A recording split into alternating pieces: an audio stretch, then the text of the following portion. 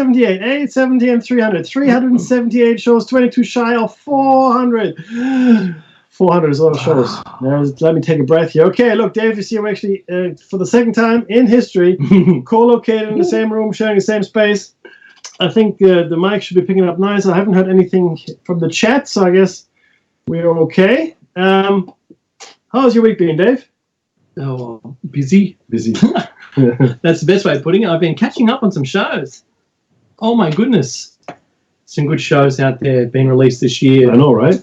But you know, this is the funny thing, and I'll tell you what here, and Dave and I share a similar, I guess, taste. What a shock in shows, and some of them are very interesting. There's a whole bunch of shows talking around disclosure kind of material, both documentaries or documentary style shows, as well as fictionalized accounts like J. Allen Hynek's life.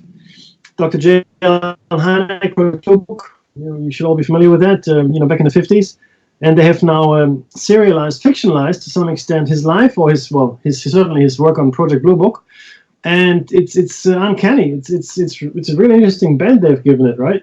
I saw the original series with Leonard Nimoy. Oh, a long time ago. Classic. Oh, yeah, your Zimmer frames over there. Get your Zimmer frame. No, but yes, but it's a complete, and it's by history. It's actually published by the History Channel. So this is not Netflix or Zoom or Hulu or whatever. It's actually from the History Channel, which also brought us Ancient Aliens, which is pretty cool.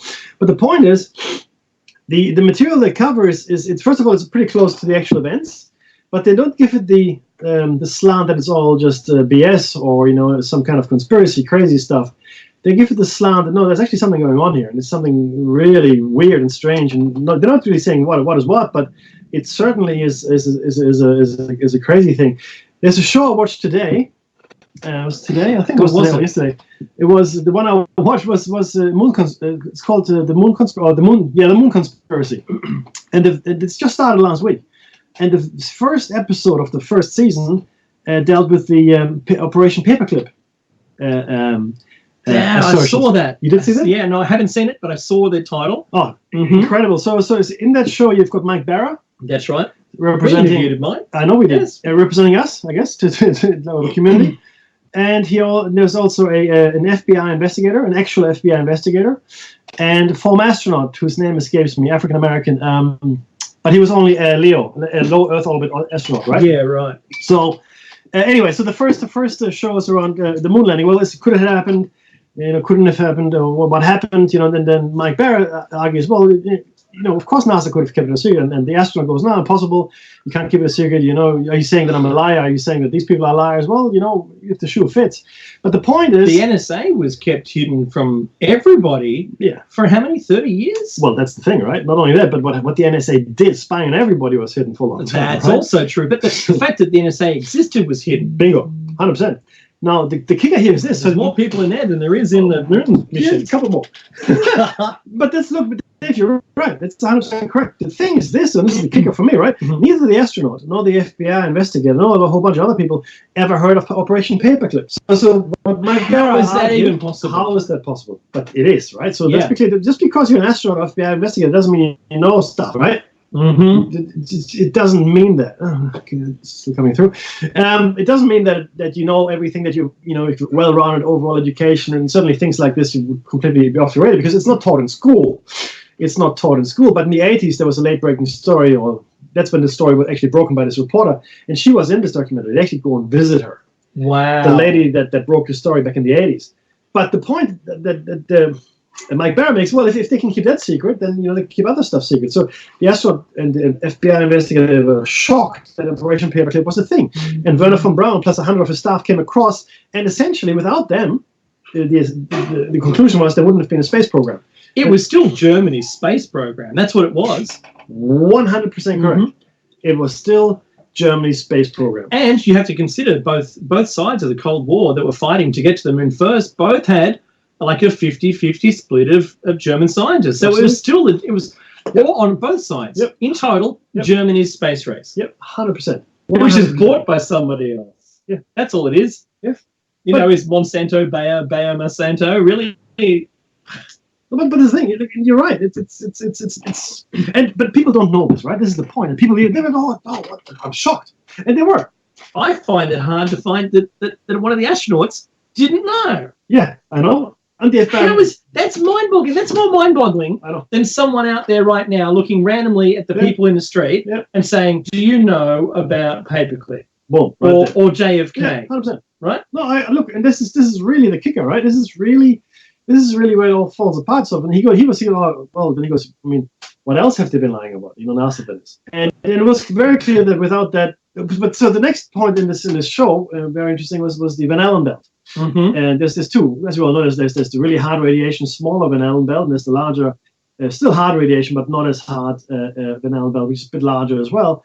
And it's well, there's this craft which had like just for instance, if you had surrounding the Earth, the inner wall closer to the equator is the thickest part, and then the less dense part is the outer side. That's correct. So that's exactly right. Now, apparently, they've been mapping the Van Allen belt and all that, and so they avoided the hardcore one by just not going or navigating it through it, so they don't have to actually pass through it. So they found a pass through it. Fair enough, right?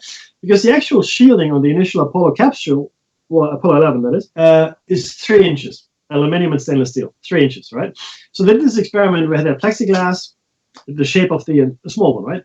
And this is the FBI investigator going to his science people. I can't remember which university, but anyway, they all go there. They're all in the room. Astronaut Barra, FBI guy, and science guys. Yeah, they're all in the room. And so they've got these radioactive isotopes, I guess, in little containers. It's not going to kill you, because it's measurable. You can measure it. Yeah, one came in at 20 millirads. But the point is, so they put the plexiglass shaped thing, and they tested it, and they found, in the end, I'm going to cut it short here, that the half an inch thick, let's say half an inch, maybe less, thick aluminium as well, together with the plexiglass, blocked about 95% of the radiation. Wow. Okay. So now, you can take it various different ways. The density of the material is what we're really counting. It is, right? But I don't know if you can compare the Van Allen belt conditions with the conditions in the lab where you don't have that hard radiation coming at you. It was just a ratio analysis. So conceivably, and I'll concede this as well, it is possible that they navigated the Van Allen belt without immediately dying. That I concede, right? but of course there was a risk. But hang on, but they had to prove it, right? No, not really. No, I'm saying, but they went out to try to prove that they could go through it. That's correct. Now they didn't know. Because they didn't know. Does that mean they didn't go? If they really went, and they could have died. Subsequently, but astronauts have died. They have died, right? But subsequently, we've discovered that NASA lost all of that technology, and in their own mission, we just forgot how to do it. Yeah. Well, okay, and maybe it was just dumb luck. And no, but this is part of it as well, right? I mean, it might have been dumb luck. Yeah, because I mean, a lot of astronauts blew up on the pad, just getting out there. Right? There was the Apollo 10. Yeah, boom, right? Yeah. And oxygen. In fact, there was the one that what's his name? Just the other guy missed out on Armstrong. Just missed out on going that one. That's right.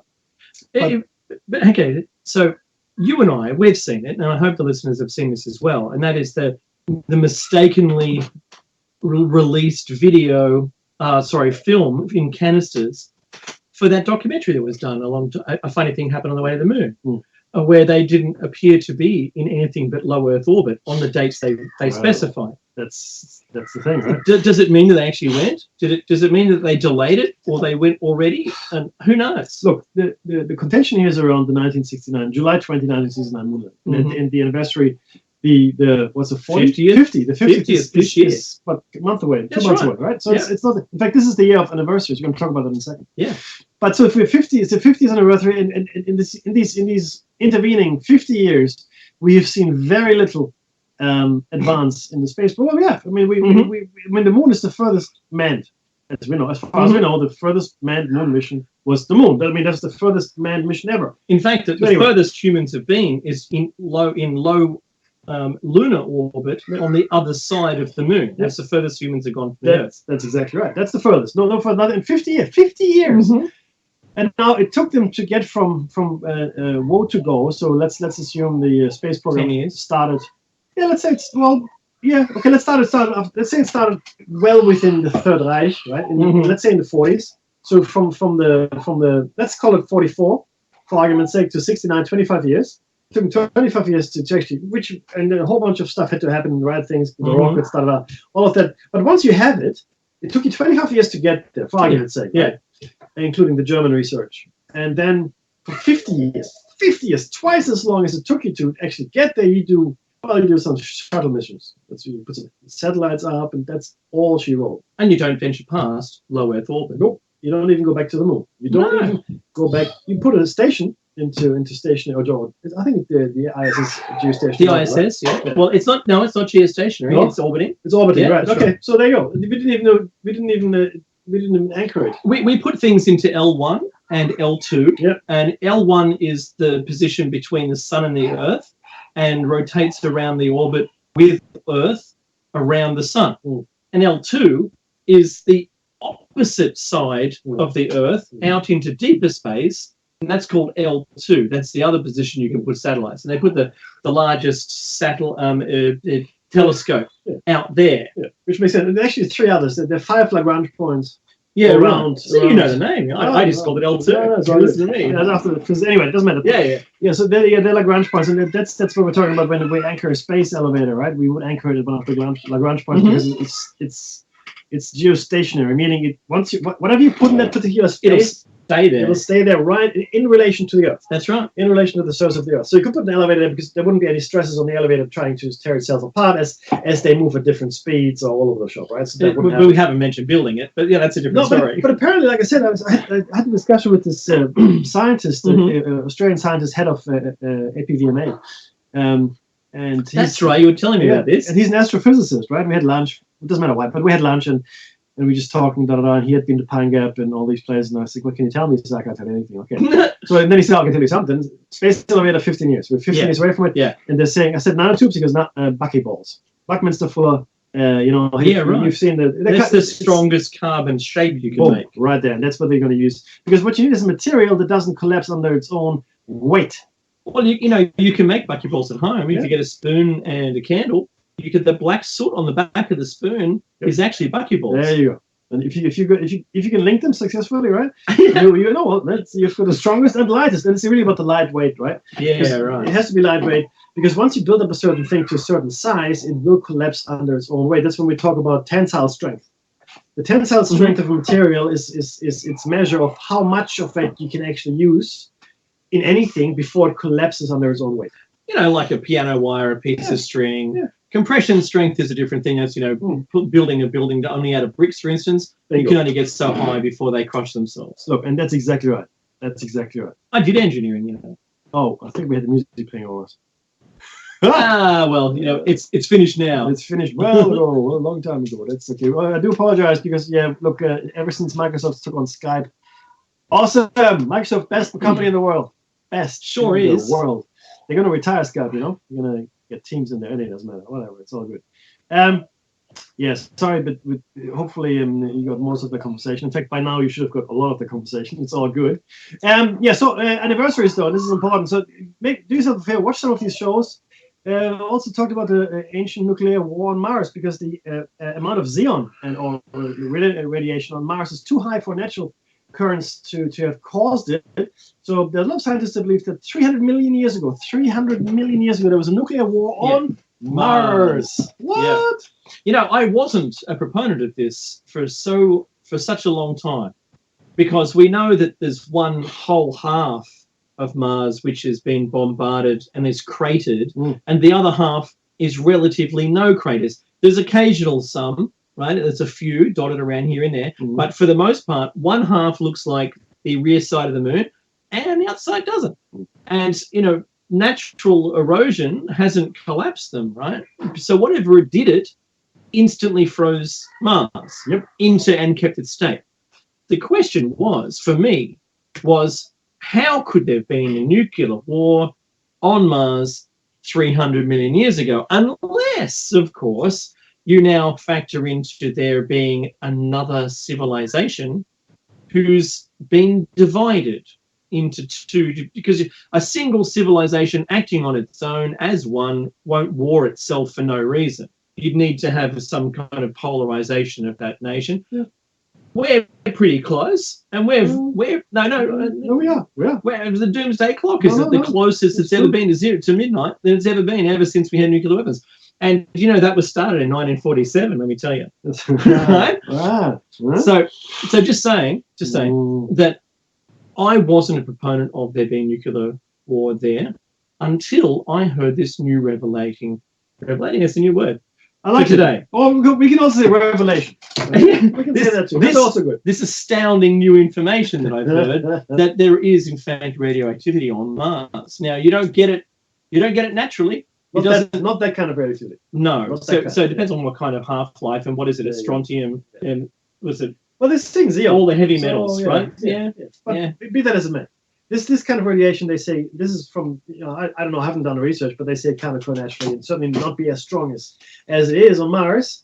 That you wouldn't expect it. It must have been significant war, 300 million years still going on. Well, that's the thing. I mean, look at the scarring of Mars, right? And if you think about Mount Olympus, which is or Mons Olympus, Olympus Mons, which is the biggest, largest volcano in this whole solar system. That's exactly right. There it is, though. I mean, something had to trigger that as well, I guess. Do you know what I mean? I thought it might have been all the impactors, but that's me. I don't know. I'm such under the impression. I'm under the impression so as to such believe that the moon was decorated with the current face we see intentionally through firepower. That's my belief. Possible. I can't say how. Yeah. But what an extraordinary thing to learn from us. Well, it is. But think about it this way. So now, think about all the controversial finds. I know, right?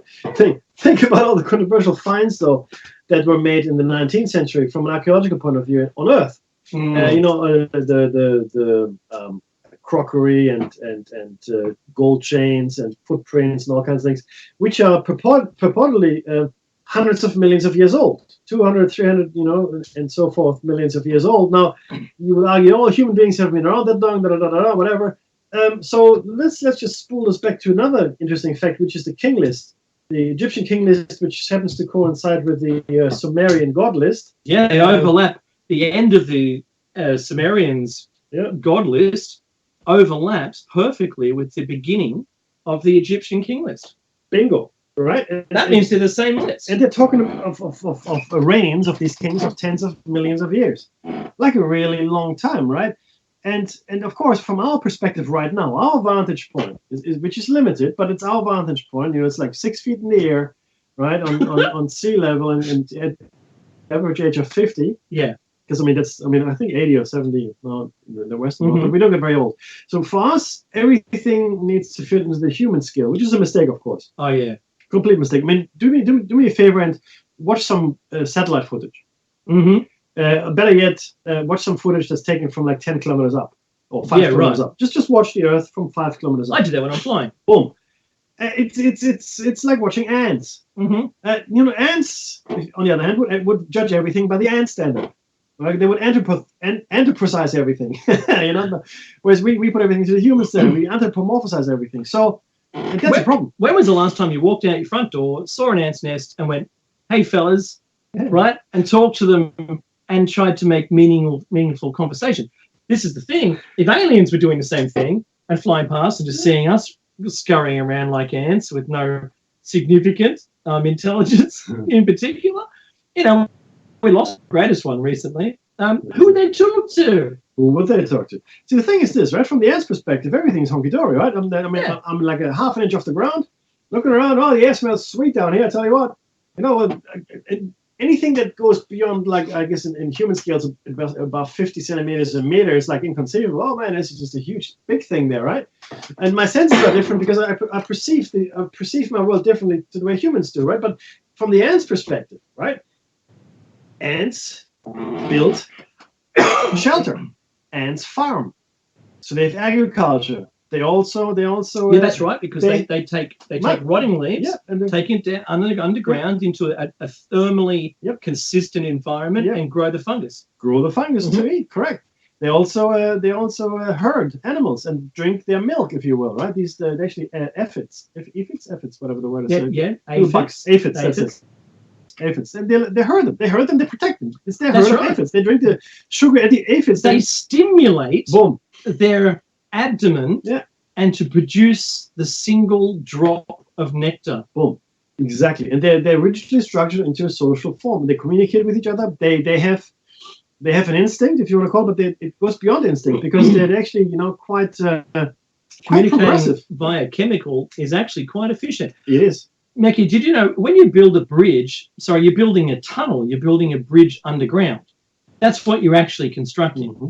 You're building a bridge underground, and that's called a tunnel.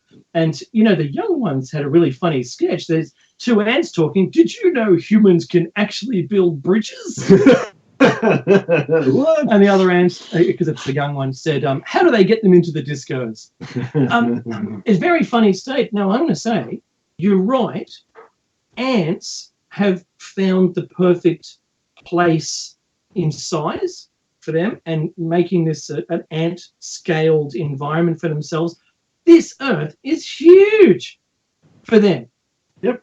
Right? And I know they war and they have... Did you know there's a mimic ant as well in Australia that it can herd the other ants to do their bidding? And they live in like 20 or 30 amongst, maybe 200,000 other ants. Yeah, they're called politicians. They're not even the same ants. Right? No, but that's exactly right. That's 100% correct. They mimic the chemicals. They do, and they come in all different sizes. Yeah. They come tiny little ants, they come gigantic ants. Yeah. Ooh, giants, right? And then the giant mice. And where I live, I've got these things called jumping jacks, and they used to be wasps, and they quit flying around. Obviously, it's too much for them, and they ditched the wings. And they live in a little colony like an ant's, like a wasp nest, but they still have retained the wasp sting. Oh, and they track you. They're the only ant that can actually track us humans. They will follow you around. Yeah. When we went recently went to Mount Yango National Park. Yeah. Oh, yeah, man. And there were oodles of jumping jacks, and I tell you what, they're probably half the size of a grown man's thumb. Yep. So pretty big. And then I looked at one and it looked right back at me. They'll do that. What you looking at, buddy? Okay. And if you get a stick and, obviously don't harass ants, certainly not jumping jacks, but put it near it and it'll point towards the enemy, which is the stick. Yep. And if you turn it round, instead of a normal ant paying no attention to the world around them, these things are right on it. They're predators. Yep. So to be clear, right, the reason I'm drawing the ant comparisons is because for all intents and purposes, an alien species, and don't make no mistake, an ant is like our long-lost brother compared to any alien creature we encounter out there, right? So aliens coming to the world, I'm talking about aliens that are actually coming from another solar system, completely independent evolution, which I think is another contentious point. But the point is, let's say that were a thing, and they come here, they would be completely different to us. We wouldn't understand them at all. We just wouldn't, right? Because there's too much in between us. And they will look at the ants, they look at us, well, these guys are pretty much the same. Right? In fact, the ants are probably more successful because there's more of them, right? And they've got bigger cities. Yeah, that's right. They do. And no pollution. Boom. That's true. So from that perspective, once we take the human perspective out of it, everything is different. So coming back to my earlier point, 300 million years ago, were the humans or human-like creatures around? My answer to the question is why not? Why not? What's the difference? It's 300 million years, a billion years, 1 million years, 6 million years. Yes, it seems like a long time to us. But again, we're judging from our lifespan. We're judging from our history. We've got 5,000 years of written history. 5,000 years, tops. But we've got stuff happening all the time, Dave. Yep. Good late tap. I know, right? I was just watching a documentary on it this morning. Yeah, and beautiful. But it is completely outside of our learned opinion. Yeah. Like it doesn't fit, right? And now it's some kind of ritual, cultish thing, whatever. Yeah, that's right. Because it was antediluvian, it was pre-flood. And it was intentionally buried before the flood came. Boom. Why? That sounds like some crazy talk there. It certainly does sound like crazy talk. Do you know what the other phrase? I'm going to hijack this for 1 second, right? You know the term blue blood. Yes, I do. The term blue blood from a aristocracy point of view. Yes. Why is that? I started doing some research into this. Okay. Yes. And it is still believed that the rulers of the world who may very well have survived the flood, to be honest, had blue blood. Really? Yeah. So- It's so- currently it's not proven because we haven't No. we haven't sat them down in the room and said, "Hey, Mr. Anunnaki guy, Yeah, yeah. can I take some blood from you?" Right? Mm. Or So- the Igigi for that matter, right? So would it be copper? Because our blood is red because our oxygen-bearing element is iron. That's And right. iron in its oxidized form is red. Mhm. As you know, red rust is iron rust. You know Yeah. that. So that's why that's the reason our blood is red. That's the only reason our blood is red. Lobsters have blue blood, and I think in their blood is I think copper is Yes. is it? Yeah, Mhm. the element.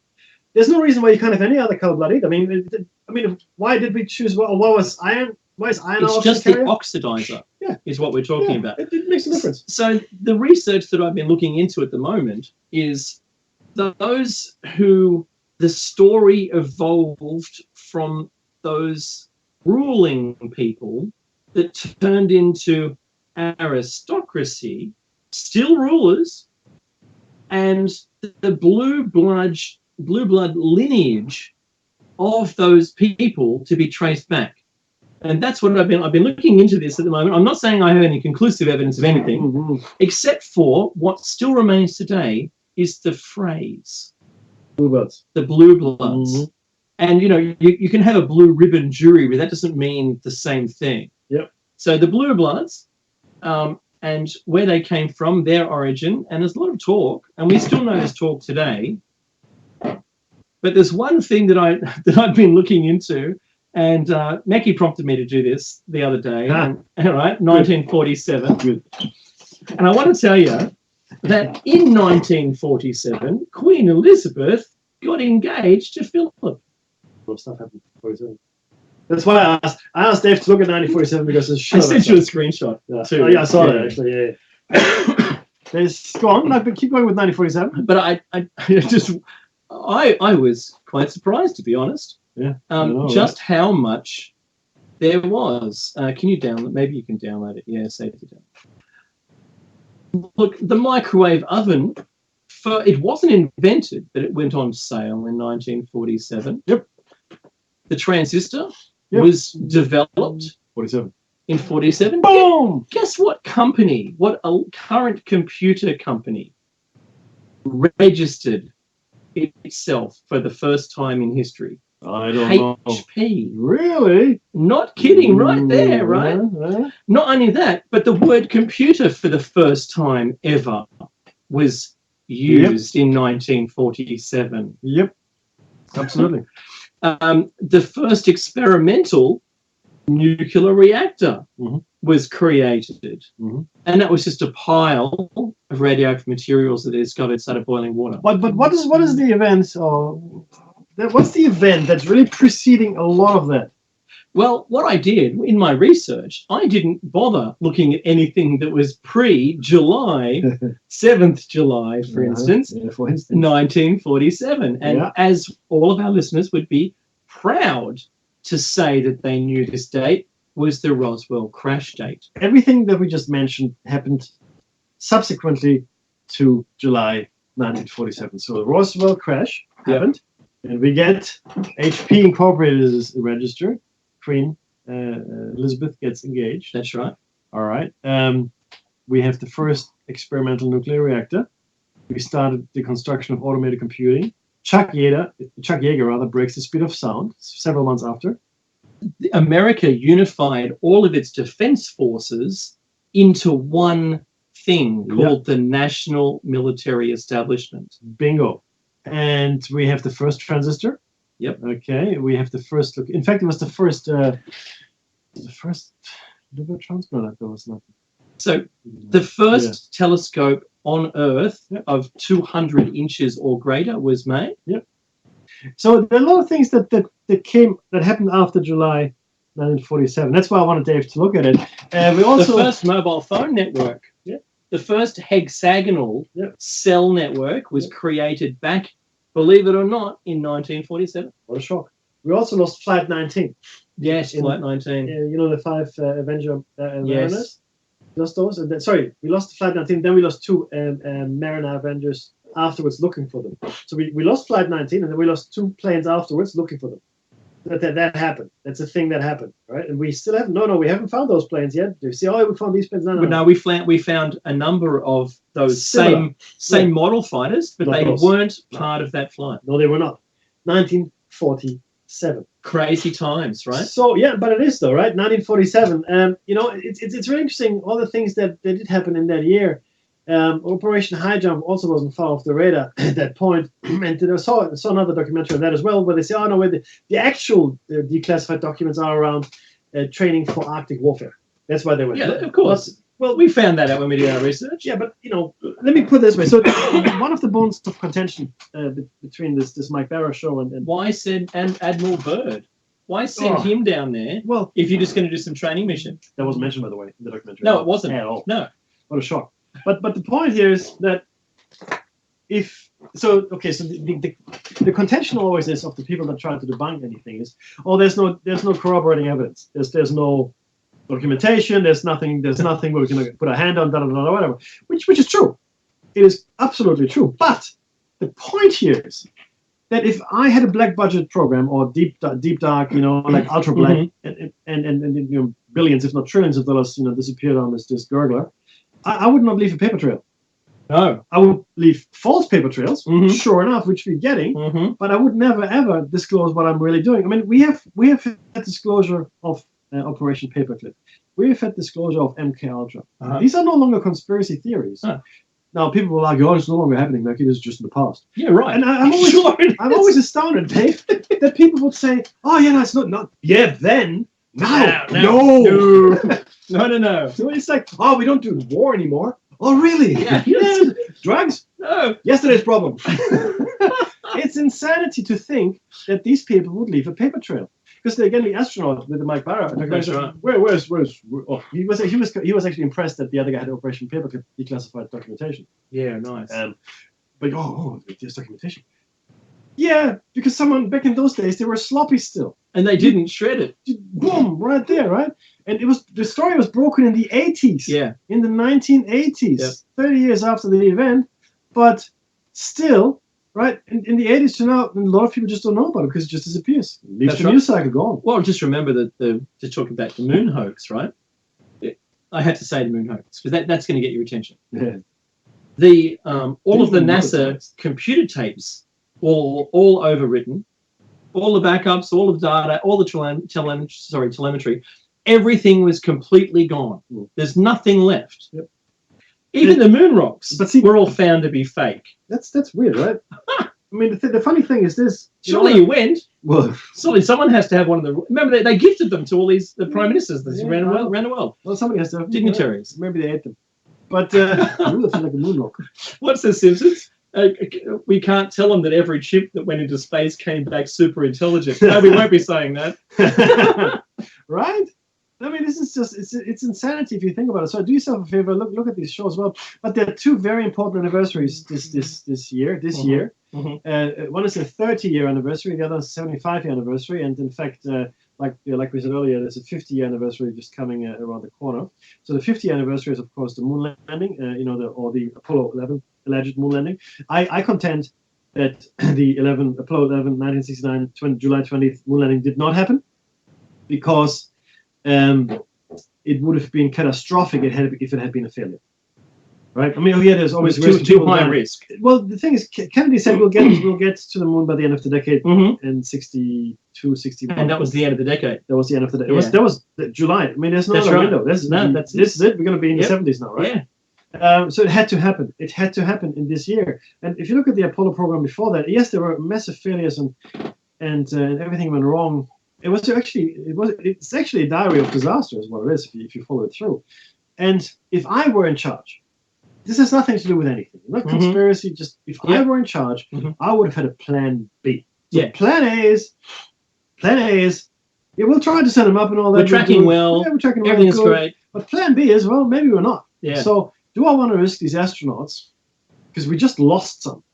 I know. Double whammy will kill my program. Not only we lost in a very expensive rocket. Well, we lost the crew members. It was very public. Yep. And now we're about to do the walk of shame. Yeah, we lost them at the pad. At the pad, at launch.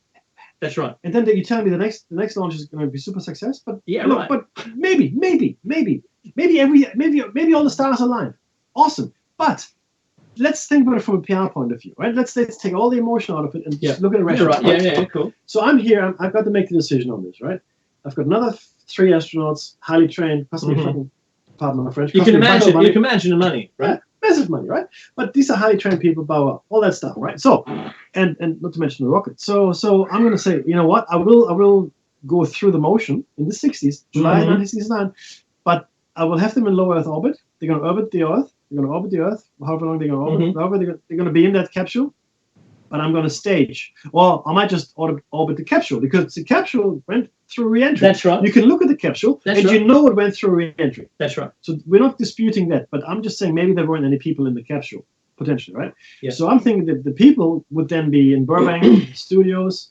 And if you look at 2001, the Stanley Kubrick's movie, which was a 68 or 67 production. That's right. So, very advanced, right? And if you look at it, pretty In impressive his stuff. deathbed, he right? said he filmed. Bingo, right? That. So there's that as well. Yeah. The Deathbed Confessions, we spoke about that at length in another show. But I would say, well, you know what? I can't guarantee success. This is my point here. I cannot guarantee success in 1969. Now, what does the risk? What if you could calculate what does the risk mean to the US if it fails? So first of all, you lose another rocket and you lose another 3 astronauts. That's tragic, but not catastrophic. Yeah. What would be catastrophic is number one, we That's couldn't Russian, live so- up. Well, there's that. We couldn't live up to Kennedy's promise. Number one, big bang That's bad. in the toilet, Yeah. right? Yeah. 2, public opinion, because you would have 2 disastrous missions, one after the other. Clearly, you don't know what you're doing. So one blew up, and just a little while later, another one blew up. That's it. Bam, bam, boom, boom, boom, gone. What happened after the second Challenger?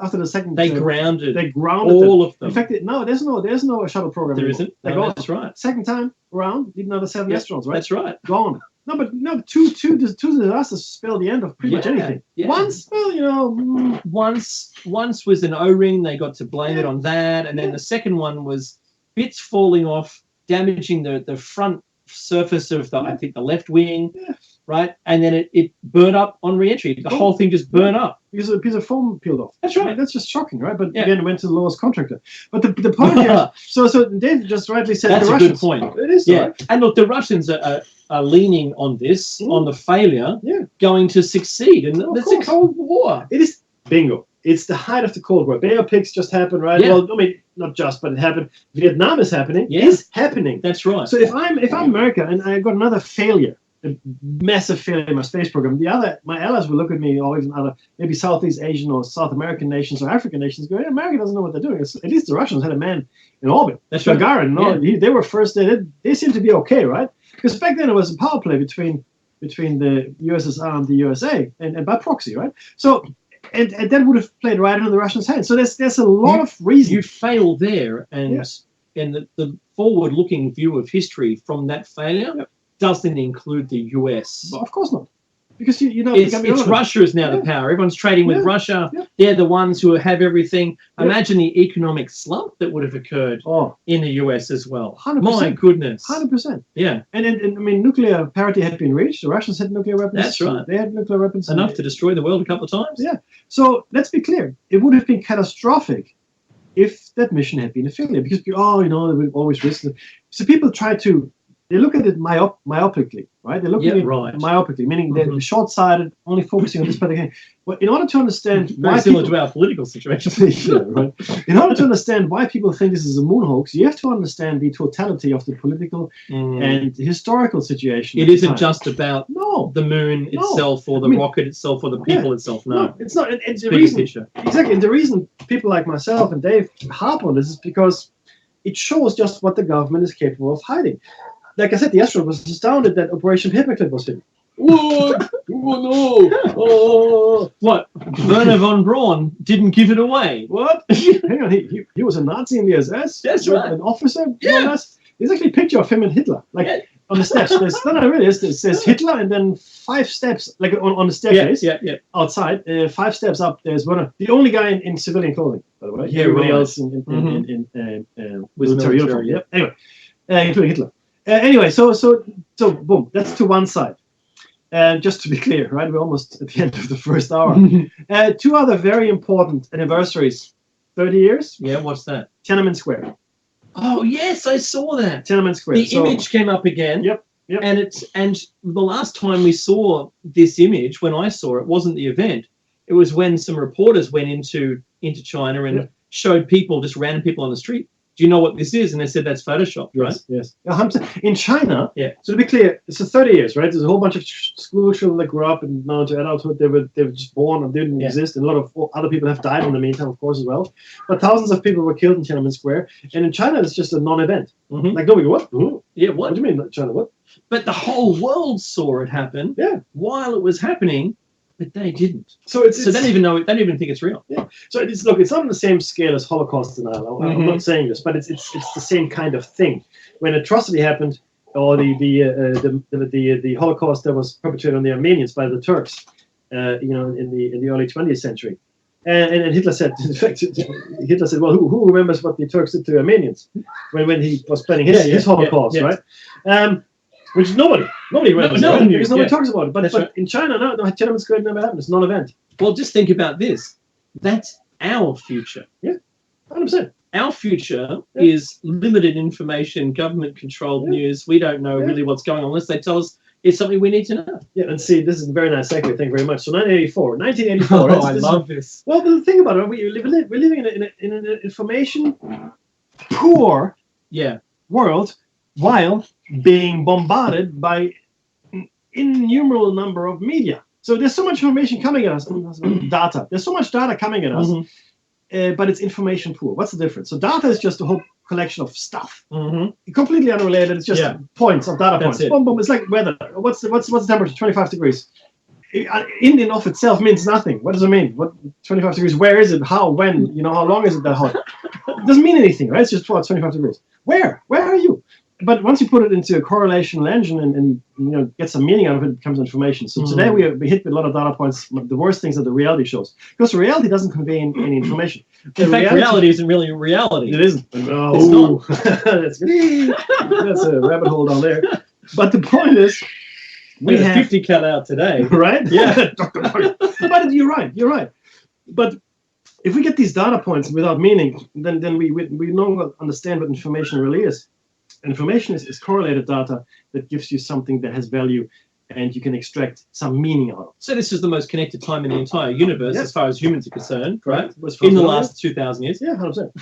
That's how I narrowed that down. We were much more connected pre-flood. But anyway, with so much information being presented to us in a way that we've never, ever been able to consume it before, how are we consuming We're not. Sorry, so... So my father, rest his soul, he used to sit in front of the TV hours. And I said, what are you watching? I don't know. So the way the way I envisioned, that's a good point. Yeah, he was like, in my mind, the TV or the images were just washing over him. Like, let's say you're sitting at the beach, you're lying half in the water. In the intertidal zone. Yeah, exactly. And the water's just nicely washing over you. It's nice just lying there and the water's just lapping at your feet. That's a great image. Right? That's exactly where we are as far as information is concerned. And that's news. It is. It is news. What? Exactly. Boom. Did you know what? I hope that's a shock to you, because it's a shock to me, and I know that now, really, where are you getting the majority of your news from? Yeah. Thank you very much. I've won. The moon is flat. That's nice. I'm finding now that I'm trying to stay as far away from Facebook as possible, because none of the information is relevant to me. Now, Google's going to hear that on my phone. It's going to try its darndest to get as much good information to me. But I'm finding only a few of my friends are posting anything at all interesting. All of the ads are not relevant. None of the things that people are talking about. The actual design of the platform was so that we could share photos of our holidays and food with each other, right? But it's turned into a completely different thing altogether. It's its own entity. It's alive. Has AI running everything behind the thing, right? Behind the scenes we don't see. These are the topics that I think have the highest weight in value. Correct. and no one's talking about them. No one is talking about it. In fact, I listened recently Because you get demonetized, and then your stuff isn't any more favored by anything, and then you're talking in your own toilet, right? And that's exactly right. And in fact, I listened to this interview with the media analyst. He's actually a filmmaker, ad maker, whatever, right? And he made that ad with a bear and ice bear suit that takes it off and washes it. Yeah. Anyway, he said if you don't have the person within the first 2 seconds, online, I'm talking online. Go on, click through. You got 2 seconds. If you haven't made a connection, if you haven't pulled them in, most people are gone. Yeah. And because I always ask the question, how come we don't have all these geniuses running around, thinking all these great thoughts? Because every single genius that I've ever read about or heard about or talked to takes time out to actually think something through. So Einstein, Newton, others, Galileo, they locked themselves away for months or years at a time to think things through. They just focused on a problem for you because there was no distraction. There's no media. There's nothing. Oh, my phone is ringing. No, but they had the time to think, and you have to take the time to formulate a thought. One of the persons I worked with, our sales director, shout out to Basil. Hey, Basil, in case you listen. he said to me, he wanted to put together a business plan, right? Recently, a Hoshin plan, actually. And he just couldn't do it. He didn't find the time for it, right? And until he realized, just not enough space in his brain because he's running day-to-day operations. He's just too busy with day-to-day stuff. It's just the job. That's what I call time boxing. Completely. You actually have to carve out a piece of time and stick to it, and to do that thing. Yeah. Could you imagine what a month would feel like not being connected to anything? It'd be an eternity. Crippled. Yeah. You feel crippled, right? I mean, if you haven't got my phone, I feel itchy, right? Could you imagine how many emails would be backed up? Oh, in my case, yeah, I don't want to think about it. But no, but it's insane. But it's that glass jar allegory again. Think about it. It's a glass. Your life is a jar of glass, a glass jar, big jar full of pickles. Then you empty it, empty, boom. and you've got sand, which is the unimportant stuff. Mm-hmm. You got small rocks, which is medium important stuff. Then you've got the big rocks, which are really important. If you fill the jar up with sand, guess what? There's no room for anything else. That's right. So if you got all the noise, I call it, all the noise in there, nothing will happen until you take the noise out and you start focusing on the things that are important. That's the thing. That's what we're doing. We're filling our jar up with sand. Wow, okay? That's the wrong thing. That's how wrong is that? No, we should do that. In fact, you should concrete it and then set it. Because it's no longer sand; it's like a big rock that isn't. Then I can bury it in the backyard and never have to worry about it again. Hey, yeah, no more thinking here. Yeah. And this is really where we're at now. The second anniversary. Sorry to be jumping around so much. What is this? We need to cover a lot of. This is the yes. What's today? Today's it. 3 days ago. Mm-hmm. It was June 6th. June 6th. Why June 6th important? June 6th was the last time. In 1944, June 6, 1944, was the last time that we in the West had the moral high ground on any military action taken, ever. June 6, 1944. It's a D-Day. Yeah, it was D-Day. It was the invasion of Normandy. Yep. So this is when the largest armada ever assembled in any history that we know of, invaded the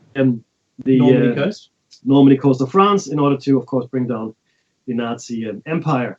The last time we had the moral high ground, the last time we had any clear vision as to what is right and what is wrong, really. Yeah, because since then we've continued to be the aggressor. We have, with no moral high ground. No moral high ground. Eisenhower was leading the assault. He was the chief commander or commander-in-chief in the European theater of war for the Allies. Eisenhower, who then subsequently became president, and then left us with this warning around the military-industrial complex. Yeah, which was completely. He might as well have just been, writing. He could have been talking underwater with it. Yeah, yellow snow, right? Yellow snow. Same thing, really, right? Did anyone heed it? No. I mean, now people look at it, and, in fact, Charlie Chaplin in the movie The Dictator gave one of the greatest speeches ever. Yeah, right. And nobody watches that anymore. It's black and white. Well, would you, right? Plus, there's no sound. It's longer than 5 seconds too. So. And what's the audience? Right? I listen to Cute Kitty, right? Oh, yeah. I can spend hours watching Cute Kitties. or filling in questionnaires, finding out what kind of potato I am. What kind of potato are you? I'm Idaho Gold. Yes, are you a good boyfriend or girlfriend? But the reason I'm bringing all that up, we're almost running out of time here, is press freedom. That's at risk. It's gone. So in Australia, we have now, in fact, so what happens to Assange globally, and what happened in Australia recently, last week. So the ABC offices, as well as the private homes of That's right. Australian reporters, were raided by the federal police. Now, I'm not blaming the federal police here.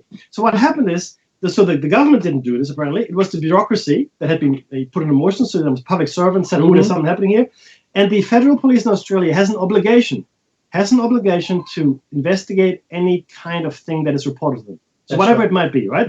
And therefore, they have no choice but to go and do whatever they did, right? I like to report stupid politicians, but that's not going to happen. So now I want to know what the fallout of this is, right? That's Well, you read the Ida Buttrose I did. letter that she wrote to them 100%. saying, you know what, this is the end of free speech. If this is what's going to happen. Remember that the whistleblowers didn't do anything wrong. No. The reporters reporting what the whistleblower said did not do anything Nothing wrong. The actual crime was committed that the whistleblower said was happening. Yes. Why isn't that investigated? Yes. Why is it a crime to report a crime? Absolutely wrong. It's so wrong. It's wrong on every level you can possibly imagine. And that's the end of journalism. Yeah, but we don't have that the same laws as the States. No, you're right. Absolutely right. We actually don't. There's no I guess, freedom of information. Oh, we have a Freedom of Information Act, but we don't have press freedom in Australia, which is enshrined in the Constitution. We do not have That's that. right. And you go, what? No. Right? And you go, no, absolutely. So this is a problem. This is a problem. I think we're coming close to the end of the hour. So please donate if you can. This is Listen Up on the Radio. Thank you, Hawk, for having such an awesome platform to let us ramble on for hours on end. Dave, It's so appreciated. right? Now, because we can't hear if there is music, we can't hear it, but it should be starting now. Okay. See you after the break, guys. And girls. I presume that the music is finished. So, 1 second. So, welcome back to Shiny Side Out with David Mackey on the #1 listener-supported talk radio on the internet. Thank you, Nighthawk. You're listening to Shiny Side Out. This is show number 378 from memory. And the most important thing that you can do is listen to Revolution Radio. Beautiful. And learn. Learn yourself some more. Do some more learning. I'm learning now with my science. Our science. Gonna science me some. Right? Sonny boy. All right. Now, here we go. We are talking about giants. This is probably the 10th, 11th time we are. Yeah, this is the 11th. Jeez. We had 75 pages of show notes, which I'm just scrolling through frantically to get to the point where we actually are. And we spoke about that when I was there, and then you did this. Oh no, Mark Twain. We did Mark Twain actually. We did Mark Twain. You did this. We did story #1. I did on this one. Yeah. Yeah. Okay, so were we up to Lincoln? I think it's Lincoln. Lincoln. All right. President Abraham Lincoln and the Giants. There is a speech by former President Abraham Lincoln. Wow, that got really big real quick. I nearly fell off the back of my chair with a zoom. Hey? I didn't know human eyes had zoom. I know, right? Crazy that. Oh, you just bring it closer to you. That's the zoom. That's Red Dwarf. And now, President Abraham Lincoln from 1848, in which he points out the existence of the giants. The Lincoln family was familiar with the history of the many Indian tribes of North America, and they also knew about the finds of giant skeletons in the burial mounds of the Indians. Remember how I told you about the mounds? Oh, yeah, right. I knew, right? Since that time, almost all physical evidence for the giants has been taken aside or destroyed. Only then could the history of human development be rewritten as desired. Only through the falsified, controlled historical historiography could mankind be put in spiritual chains even more effectively, than we already are. But Michael Tellinger and Jim Vieira. I've heard about him. It was me too, and I think it might have been last week we heard about this. Aren't alone, and more alternative explorers are searching for the lost knowledge about the true past of the Earth and the giants. Various sources even report that a few giants have survived to this day in remote areas of the Earth in underground installations in caves. There is an operation report from 2002. That's the year my car was made. According, sorry, and this is going out to the guy who says, "Why does Dave keep talking about his car?" Well, there's another reference for you to comment on. We like talking about the car because it's a fine car. It is. According to which US soldiers found a living giant in a very remote area of Afghanistan. A whole unit was reported missing. Another patrol was sent out to find the first one. A soldier later described what he saw when he arrived on the other side of a mountain. There was a cave entrance with many loose rocks and a row of bones. The second unit was not close enough to determine what kind of bones were involved, but the bones were also one of their own missing communication devices. What happened to our comrades? Well, they're suddenly Russian.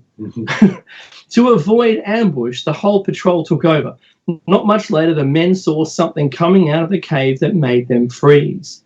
This was a man of at least 4 meters in height, a monster, that's debatable, with a red beard and long red hair. One of the soldiers ran stunned towards him. How can you run stunned? Yeah, he's him talented man. And opened fire.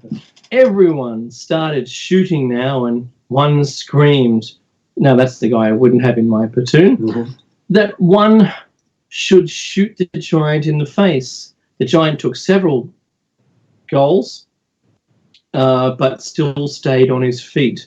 Eventually, however, he fell over dead, and one of the men on patrol was killed by him. A short time later, a military helicopter came and threw off a transport net because there were instructions to wrap and transport the giant. This was then also done as follows. The soldier who reported the incident further explained that the white giant had pale skin, 6 fingers and toes. After the debriefing of the mission, every soldier involved was ordered to rewrite his mission report so it no longer contained a giant. This was supposedly demanded by the bigwigs. Well, it's interesting that this is, and in fact, I heard the story in a slightly different format where, again, this is what happened, but the one crucial element that is not communicated here is that the giant moved not in a cumbersome fashion or slowly, but rather with the same speed as you or I would, being only 6 feet tall or, meter 80. So he's agile. Very agile, right? And look, in the scheme of things, if you look at creatures as well, there's no reason to believe, especially if the bone structure is different, maybe the bone density is different, maybe the muscle. Look, I don't know, because I've never actually autopsied one, right? Interestingly enough, though, the 6 fingers, 6 toes, obviously, that harks back to the Bible, where they talk about 6-fingered and 6-toed giants. I think we found skeletons with 6 fingers and 6 toes, and sometimes human beings, in fact, display the vestigial 6th finger and 6th toe as well. That's true. So it has happened. Like a throwback, right? Like a throwback, that's exactly right. So, look, it's interesting. What about orangutans, right? Yeah. Just saying. Yeah. Their immense strength for a diminutive size compared to the humans. Remember, we were using a human scale incorrectly. Imagine someone with the strength and abilities of an orangutan, but at that height, wow, it'd be a force to reckon with. That's really the point here, and I think that's why we would have been so keen to kill them all. In German, there are many fairy tales that have giants in them. Not the cleverest of creatures, in the fairy tales at least, and usually killed. But that diminishes the fear, doesn't it? It does. It does. I can outfox them, not that smart. I might be small, but I can still beat you, right? It is a defense mechanism, and human beings are really good at making themselves feel better about stuff. It is true, right? And And yeah, the many giant slayer stories. The brave little tailor is one. You know, the others. There's many stories. I mean, obviously there's not Jack. Is Jack and the Beanstalk? Mm-hmm. Jack and the Beanstalk. You know, who has this magical bean that then sprouts and takes him up into the land, but beyond the clouds of the giants. Again, maybe an allusion to Olympus or other places. Yeah, where, that's right. You know, where they could be. But look, it's rife. It's rife with stories of these giants. Rübezahl is a very famous German giant, the king under the mountain type story, which we discussed another time. But there's more on these giants in Afghanistan. Another special ops soldier in Afghanistan could tell another story about a giant. He said that the story of the kill giant was told around the base. It wasn't until later that they realized that the giant was actually 3 times the size of an ordinary man. So, 4 meters, 5 meters, Mm-hmm. that's a significant height. That's up to the 3rd story window, isn't it? Yeah. Another special unit was called in to pick up the dead giant. The 2 soldiers who reported on this experience gave an interview to the alternative researcher and author L.A. Marzulli. I have to find him. There was also a pilot who later confirmed the transport of the giant. This pilot had landed in Afghanistan on the US base and was instructed to fly special cargo. Absolutely no cameras were allowed. And these days, clearly, it's a lot harder with everybody having all kinds of smart devices. Mm-hmm. The pilot said it was a dead guy, extremely tall, at least 5'8", 5 foot 8 inches. That's not tall. That's not tall, right? So that's really interesting. The dead man lay rolled up in a fetal position on a large wooden pellet, which was also necessary to transport him. He weighed about 500 kilograms. That's heavy. So I wonder if it should be reading 15 feet 8 inches. Mm-hmm. There have been rumors of cannibalistic giants living in caves among the locals in Afghanistan for a long time. Again, obviously, we dismiss local accounts out of hand immediately coming from the West, because what do they know? They didn't go to MIT. You didn't go to or Harvard, for that matter. That has proven really well for us. That worked out really good, didn't it? Really good for us, that did. But yeah, we completely because you have no certification. Yeah, you're incapable of making a determination. And this is always gets my goat. Oh, where's the previous research that led you to conclusions?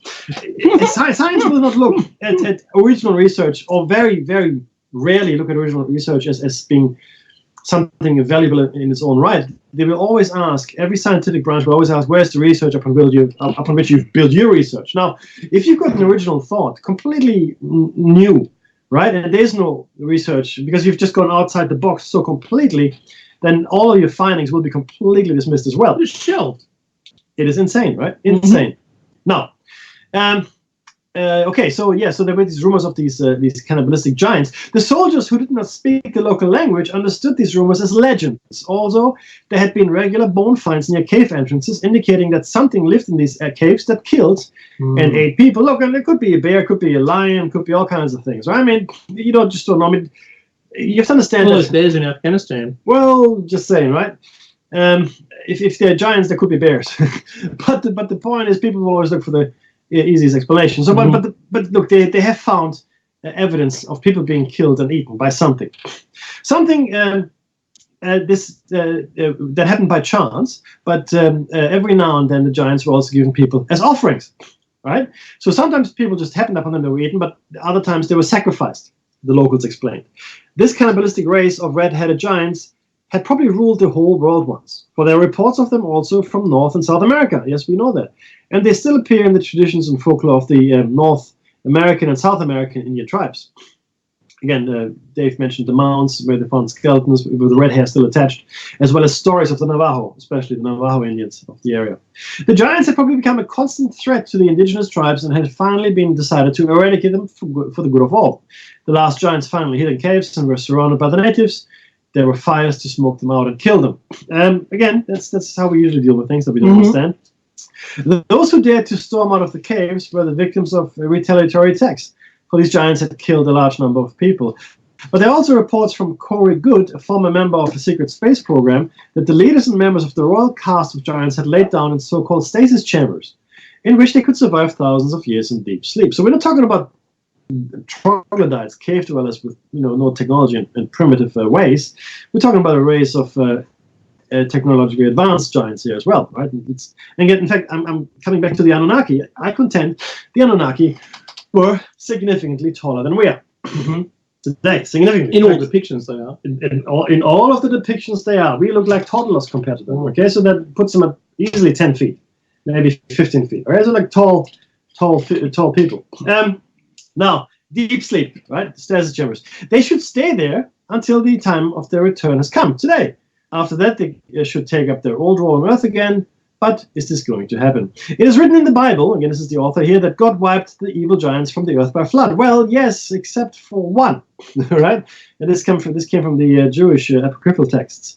In fact, can we be sure that all of these Igigi, because I think they were the Igigi as well as the sons of the Igigis, were wiped out by this event? I think not. I think of quite a few. I think the civilization they had built on this planet was wiped out. Yeah, 100%. Yeah, 100%. Some, I want to say 12 to 15,000 years ago. It's hard to get the time frame right, because there's just nothing left from that time. But if you look at the structures, and I come back time and time again, I'm looking at the South American structures, and these massive stones that we use in construction, Puma Punku, Machu Picchu, all these places, the Inca ruins, as well as the Baalbek. Angkor Wat?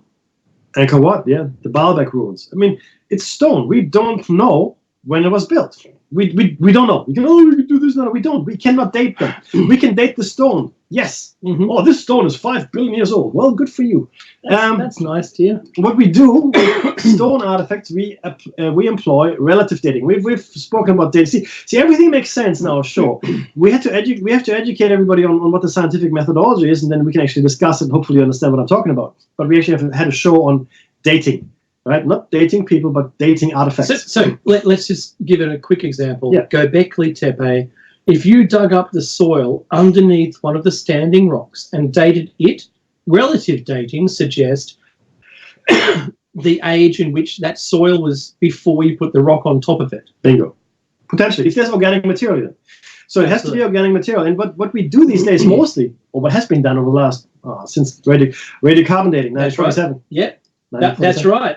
Radiocarbon dating, 1947. What, Mickey? What's from 1947? C14. It's true though. 1947. Look it up. That's when they started using C14 dating. No. So what they do these days is, let's say there's a rock structure. Can't even explain it. Don't know how old it is, but they find traces of a campfire, or they find bones buried somewhere nearby, or whatever, or a sandal or a leather piece. There you go. They go, oh, this was near the rocks, therefore it's connected to the rocks somehow. Yeah. No, we'll date that. We date that now. We know. Shut up. Because there you go. Right. We date the closest organic material near it, construct a 10 years connection, and there it is. Because organic material is created, therefore the creation date is easily worked out. Boom. Because of carbon-14, correct, half-life, and that's what it's all about. And again, with the problem, of course, with radio dating is that some of the assumptions are contentious. One of them is that the background radiation hasn't changed; all the other things haven't changed. But let's go with that for a second, though. But you can see the flaw here, trying to date a stone structure with the surrounding organic material. Right, that's. I mean, if it's underneath it, if there was this massive rock, like a 1,000-ton rock, which stood on the squashed mouse. That's right. And you go, okay, I know when this rock was put there because the squashed mouse is yay old. That's right. Got it. Beautiful. That doesn't happen too often. No. Right? To be clear. So yeah, so this is really the problem we're facing here, and so we've got relative dating happening, which is again organic material found near the site. Going, okay, it's that old. We think it's connected to this because of that. And there's your date, which again, it doesn't mean you date your cousin. Yeah, boom, right there. But you can understand. You understand the inherent flaws with this. I hope, right? But anyway, we had a whole show on that whole show cycle. Go on to have a look at that. Now, going back to the text, the soldiers are of the opinion that the history of the giants is concealed because giants do not fit into Darwinian evolutionary theory, or any other theory for that matter. That's right. And also confirm some of the events of the Bible. This is not desired by certain powerful and influential circles. Now, to be clear, the Bible, in my opinion, is a cut down and watered down and shortened version of the original Anunnaki text. True. My belief as well. Sumerian text. Yes. And Dave Davis on the same page. And I urge you, please look at the Enuma Elish and the Arastara Codice. Look at the original cuneiform texts. Just Google Sumerian texts. Right, it'll come with a whole bunch of them. Go to your university site or go to the links that I posted. I actually have the University Cuneiform plus the official translations. I didn't go to Zacharias Stettin for the translations. That's right. I went to university translations because you can argue that Zechariah wanted to show his way of the world. Okay, fair enough. Let's take the approach that everybody accepts. And I'll tell you, the stuff that everybody accepts, that's freaking revolutionary anyway. On its own. On its own. That's right. You don't have to put things into it and imagine things. There is still, just to give you an example, the difference between Sitchin's work and the university work is that Sitchin quickly honed in on Tiamat as being the planet. Yep. Sorry, the universities stayed with a planet or god, and Sitchin said that Nibiru, for instance, Nibiru was not, he said that's a planet and not a spaceship or whatever. But by saying, by not allowing a second definition for it, it means that all of his work is tainted with that side of the view. Yeah. And that's fine. I'm not saying Sitchin's wrong. But when you look at the university work, they're happy to have multiple definitions for the same work, still undecided. 100%. And look, and this is really where it's all at, because the thing, we don't really know a lot of stuff. And this is probably the hardest thing to admit to oneself, especially in the academic establishment. Unless it's hard science. And when I talk about hard science, no Rosetta Stone. No Rosetta Stone, boom, right there, right? It's really hard to know. And in fact, even in the hard sciences, the chemistries, the physics, the nuclear physics and so forth, even there, we actually don't know a lot.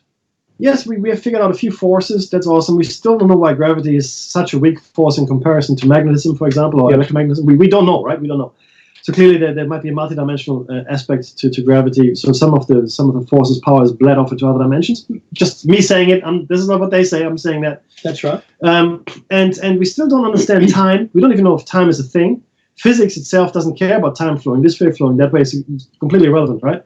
And there's a lot of stuff we simply do not know. We just don't know. We have no idea. DNA. Yeah, we've mapped it, but we don't know what most of it does. No clue. Zero. None.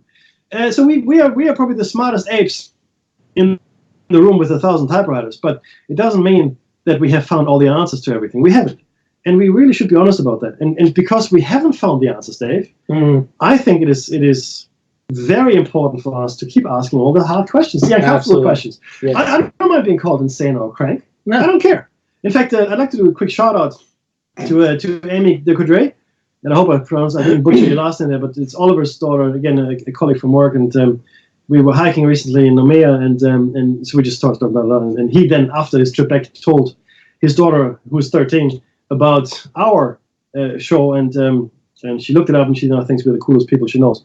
So thank you for that. Thank you. Thank you for that endorsement. And it's your generation and the younger people that are coming through today that need to ask the questions, because you're going to live in a world that's going to be completely screwed up by, well, our generation and the generations before us, right? Because climate change is a hoax, they say. It's not.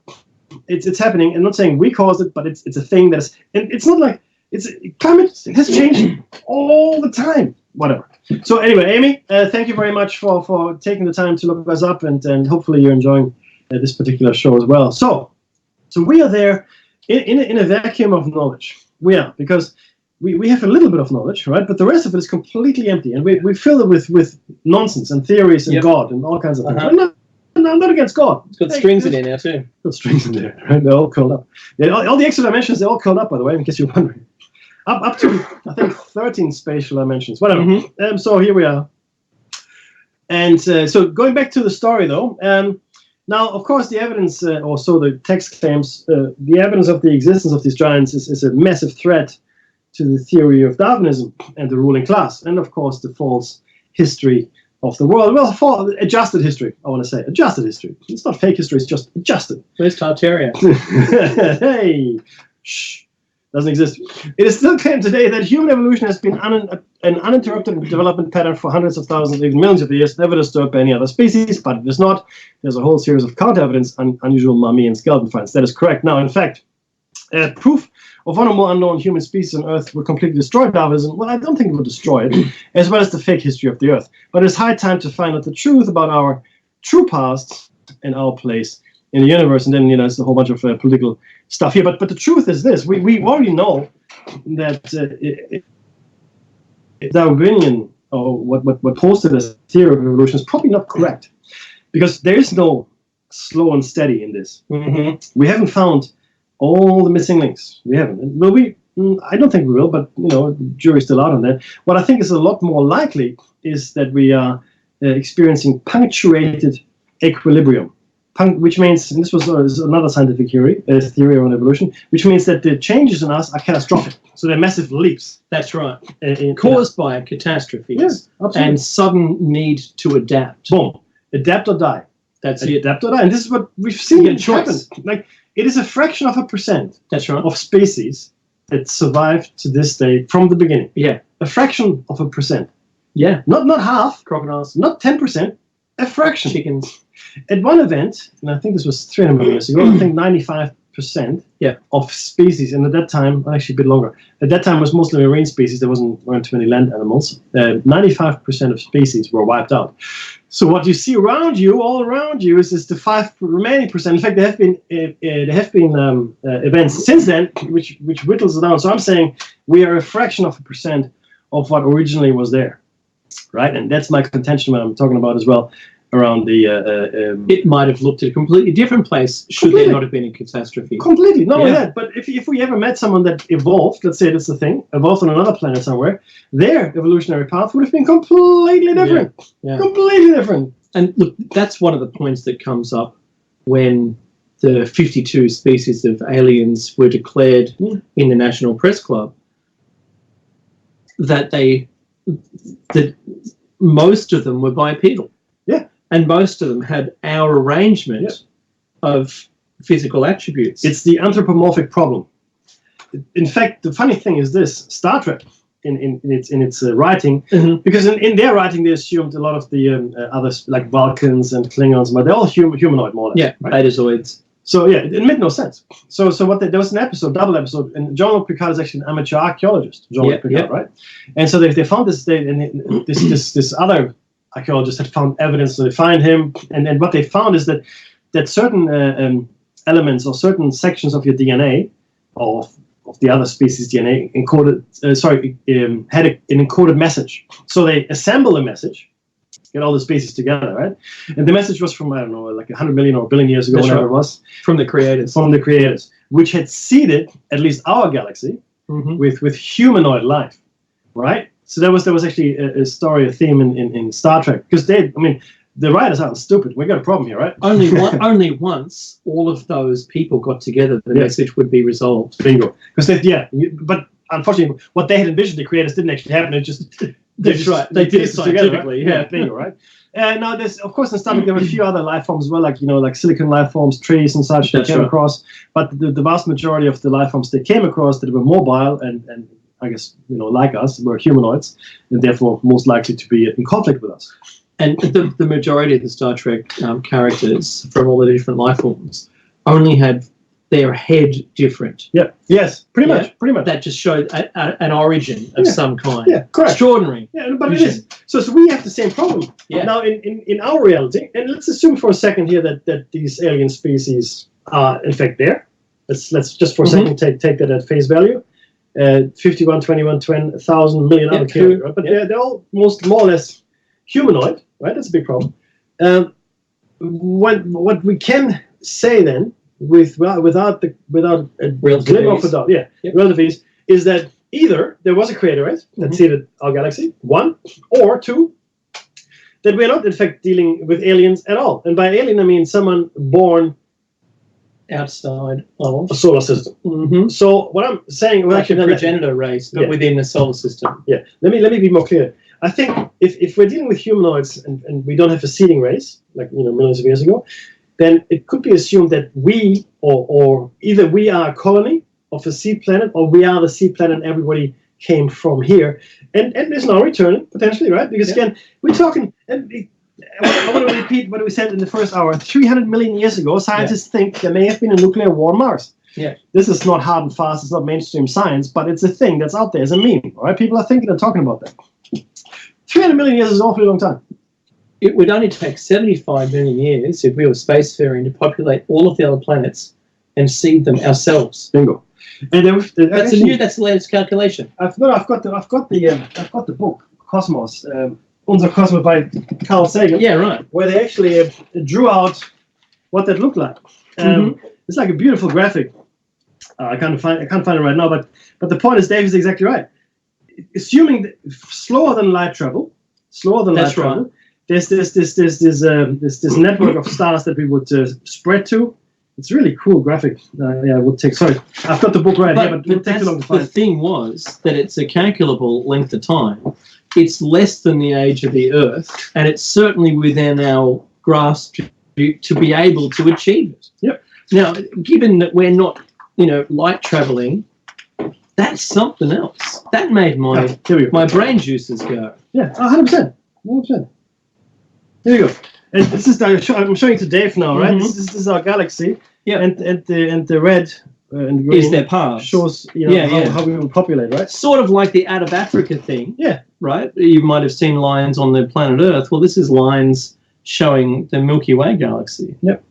So it wouldn't take very long at all. And 75,000 years is in relative terms not a long time. Yeah. The galaxy itself rotates around itself every 26,500 years roughly, right? So essentially, the galaxy spins, and every 26,500 years is when it goes full circle. Right? So it's really interesting to think about it in these terms. And if we were longer lived, and coming back to sort of thematically, then all of a sudden, all these time considerations. So you can't. Let's say they become irrelevant, right? Irrelevant. Let's say you can't reach the speed of light. For argument's sake, let's say you can't. Okay, done. And if you live forever, does it matter? No, it doesn't matter because we live. Let's shrink back 2,000 years. Shrink. Anywhere we go by foot, or with a horse, or on a ship, and it takes forever on the planet. It's like a day for 30 miles or something, right? Bingo, right? Yeah. Now to get from Europe to Australia would be a 2-year sea journey. Yeah. Because there's no Suez Canal. No. So you have to go around all the way around Africa. Oh, and that was hard. That was tough. Yeah, exactly. Either Cape of Hope or Cape Horn. That's right. Either way. Cape Horn in South Africa. So you go around there, and then you all the way 2 years. You're at sea for 2 years. Just good luck. Perspective, right? Now we're talking about a journey to Mars in 6 months, potentially. Yeah. Now we have increased our speed significantly, right? And to back then, people lived until they're like 40 or 50, right? So 2 years was a significant chunk of life. Absolutely. And it was hazardous. If it was like, if people live to 1,000, 2 years, who cares, right? Yeah, that's right. Sleep, go have a nap, and wake up, and then here I am, right? So that sounds like the antediluvian tale, doesn't right? it? It does, go to right? sleep, wake up, and you're good to go. We're here. And all of a sudden, your perspective on life and everything would change dramatically. If you lived to 100,000 years, oh, that's crazy talk, making my head explode. But it shouldn't. It shouldn't, because there's no good reason. Yeah, why measure us on the human scale? Exactly. An enforced human scale, we think. Enforced, put upon us by someone to keep us, well, where we are. It's a glass box. It's completely. So just to be clear where we're sitting with this, right? It's a very, it's a really interesting world out there, right? And for the most part, a lot of us, the younger generation, I think, is developing an appetite and a curiosity again, right? But most of us are completely caught up in the world and life, and it no longer matters what the mysteries are, right? It's about the next mortgage payment. That's the wrong way of thinking about this, because it matters absolutely what the world is really like, and it absolutely matters if this is the reality we all inhabit or not. Okay, the difference between the red and blue pill, to belabor a matrix comparison, Matrix. right? Is critical. It's either continue to live in the illusion, which cool, that's your choice, or take the I think it's the blue pill, right? And wake up. Or the red pill. And like nothing ever happened. Like nothing ever happened. That's right. So look, it is really critical that we investigate these questions. And like I said earlier, we don't know a lot. We say we do, we really don't know a lot. 98%, I think, or 97% of the universe is missing. What does that even mean? Oh no, well we have 98% dark matter, right? So what the other half is thinking? Oh, 2% of the universe is missing. Where is it?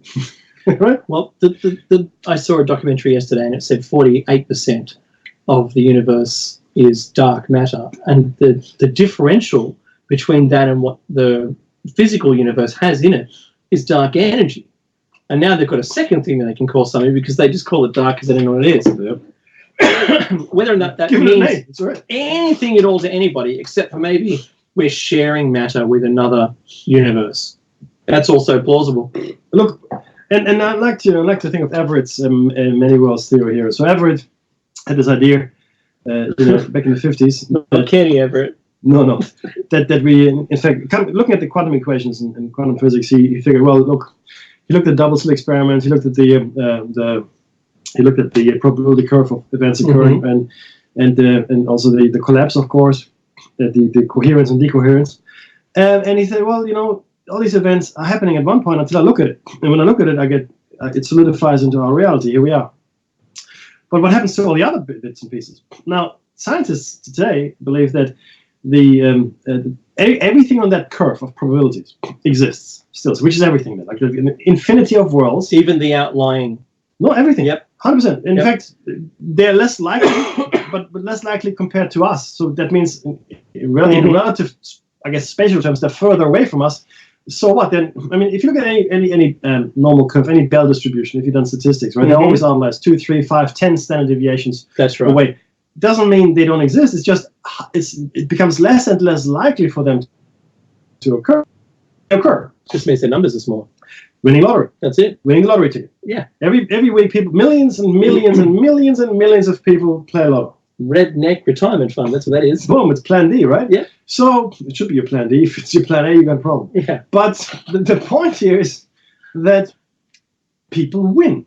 The outlying, this could be 6, 7 standard deviations from the mean, right? That's right. I haven't done the math in a long time, but it's millions against. But people win. Yeah. So it happens. These events happen, winner, right? So it's the same with these worlds. The Everett's many worlds theory. That the quantum decoherence, right, is essentially just us honing in on a specific reality that we inhabit. That's it. Like there's an infinity of realities. We're hard to come to terms with, which we could choose from, but we choose, well, more or less, I guess we choose to follow the path of this one. But recently, and I want to, before we go on, and then don't want to take too far or go too far afield, I told Dave that I had a recent slippage event. I do believe that we slip in and out of these things all the time. In fact, I urge you to read Keith Laumer's book, Worlds of Empire. Keith Laumer, Worlds of Empire, written in the 50s or 60s. It deals with the many worlds theory in a really great way. So it's science fiction. Yes, Keith Laumer, The Worlds of Imperium or Empire. Find it, read it. It's just been republished. So we are having this multiverse, but I had this event where I recently had to take my car in for service. For registration in Australia. Oh, that's right. In Australia, you have to. A new car is check free, so you don't have to check it out for the first 3 years. You get a car, and you don't have to go and take it physical. If you have an old car, it's got to be every year. It's got to be inspected by professionals, and they certify it to be road registered. Yeah, exactly. It's called a pink stick, right? It costs you $50 or $100 or whatever it costs you. Right? Plus, then you have to fix whatever's wrong with it before it gets registered. Now, in my original time stream, this is going to sound really crazy. It was after 3 years. So I had 3 years free of a new car, don't have to do anything, and then I have to go and take it in. I remember, because it says when you get the rego papers, it says it on there. Yep. There's a space. There's a space in the yellow box. In Australia, you all know what I'm talking about. It says inspection required. Right? That's what it says. That's right. Under the billing number. Now, I would have sworn anything. I would have said, I bet my house on it, that I've done this twice before. Now my car is now this is now its 5th year. So I have to do, so in this timeline I have to do, so it's 5 years and you have to do it. But I know that I've taken in 2 years previously. Wow. And then I went to the paperwork, the old paperwork, it doesn't say it. I know it said it. So it says inspection required on my recent one for this year. And the 2 previous So you've had a Mandela effect on your own. Well, I mean, I'm not saying. No, yeah. You know what I'm saying? Yeah, it looks like. It looks like you've suffered it because at the moment you asked me that question. What's the length of time? I said 5 years. Yeah. And you go, no, it couldn't be. It must be 3. It's insane. Yeah. And people will say, oh, you misremembered, Mackie. Yeah. Look, and you know what? As time wears on, that's probably what I will come to terms with. I misremembered it. I know for a fact right now that I didn't. Yeah. Right? And when it first happened, I would have put my house on it. Because it costs money, too. You've got to spend it. It costs money. And I have to physically take the car in. That's right. It's not something you forget. No. And I know where I took it to. Yeah, right. Right? To Seven Hills Altitude. But the point is that Nobody else has that memory. And in fact, the physical evidence is against me, right? Wow. So it's crazy, right? Wow. Again, people say, that's perfect example of how a time jump occurs, yeah? early onset Alzheimer's. You're the one who tends to remember it, Yeah.